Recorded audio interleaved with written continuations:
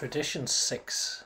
An AA group ought never endorse, finance, or lend the AA name to any related facility or outside enterprise, lest problems of money, property, and prestige divert us from our primary purpose. The moment we saw that we had an answer for alcoholism, it was reasonable, or so it seemed at the time, for us to feel that we might have the answer to a lot of other things. The AA groups many thought could go into business, might finance any enterprise whatever in the total field of alcoholism. In fact, we felt duty bound to throw the whole weight of the AA name behind any meritorious cause. Here are some of the things we dreamed. Hospitals didn't like alcoholics, so we thought we'd build a hospital chain of our own. People needed to be told what alcoholism was, so we'd educate the public, even rewrite school and medical books. We'd gather up derelicts from Skid Row, sort out those who could get well, and make it possible for the rest to earn their livelihood in a kind of quarantine confinement. Maybe these places would make large sums of money to carry on our other good works.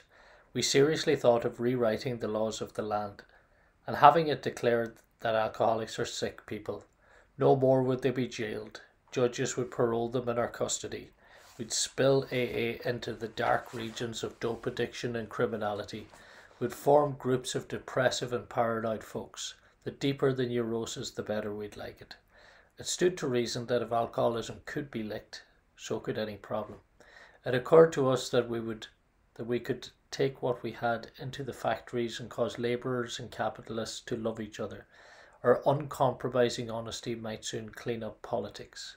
With one arm around the shoulder of religion and the other around the shoulder of medicine, we'd resolve their differences. Having learned to live so happily, we'd show everybody else how. Why, we thought, our Society of Alcoholics Anonymous might prove to be the spearhead of a new spiritual advance. We might transform the world. Yes, we of AA did dream those dreams. How natural that was, since most alcoholics are bankrupt idealists. Nearly every one of us had wished to do great good, perform great deeds, and embody great ideals. We are all perfectionists who, failing perfection, have gone to the other extreme and settled for the bottle and the blackout. Providence, through AA, had brought us within reach of our highest expectations. So why shouldn't we share our way of life with everyone? Whereupon we tried AA hospitals, they all bogged down because you cannot put an AA group into business. Too many busybody cooks spoil the broth.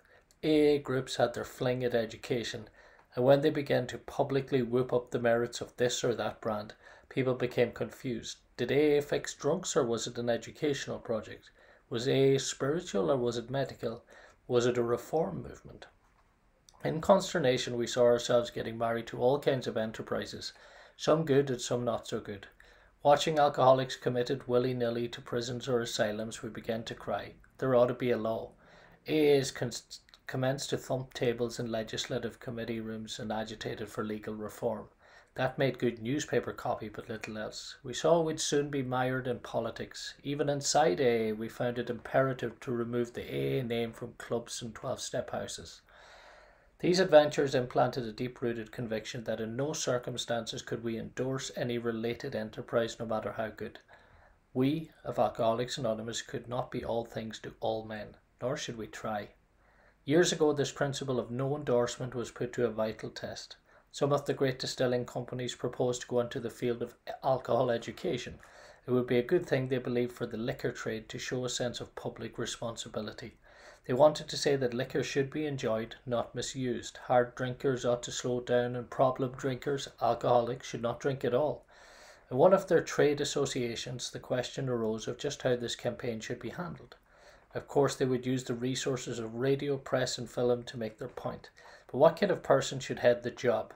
They immediately thought of Alcoholics Anonymous. If they could find a good public relations man in our ranks, why wouldn't he be ideal? He'd certainly know the problem. His connection with AA would be valuable because the fellowship stood high in public favour and hadn't an enemy in the world. Soon they'd spotted their man, an AA with the necessary experience. Straight away he appeared at New York's AA headquarters asking, "Is there anything in our traditions that suggests I shouldn't take a job like this one? The kind of education seems good to me and is not too controversial. Do your headquarters folks see any bugs in it?" At first glance it did look like a good thing, then doubt crept in. The association wanted to use our member's full name in all its advertising.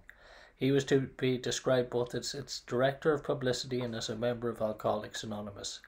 Of course, there couldn't be the slightest objection if such an association hired an AA member solely because of his public relations ability and his knowledge of alcoholism. But that wasn't the whole story, for in this case not only was an AA member to break his anonymity at a public level, he was to link the name Alcoholics Anonymous to this particular educational project in the minds of millions. It would be bound to appear that AA was now backing education, liquor trade association style. The minute we saw the compromising fact for what it was, we asked the prospective publicity director how he felt about it. Great guns, he said. Of course I can't take the job. The ink wouldn't be dry on the first ad before an awful shriek would go up from the dry camp.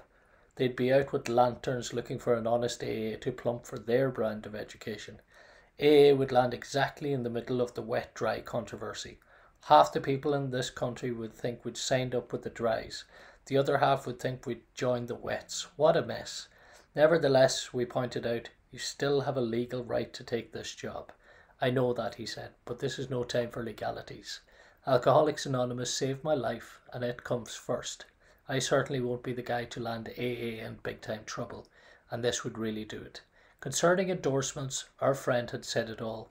We saw, as never before, that we could not lend the AA name to any cause other than our own, and that was Tradition 6.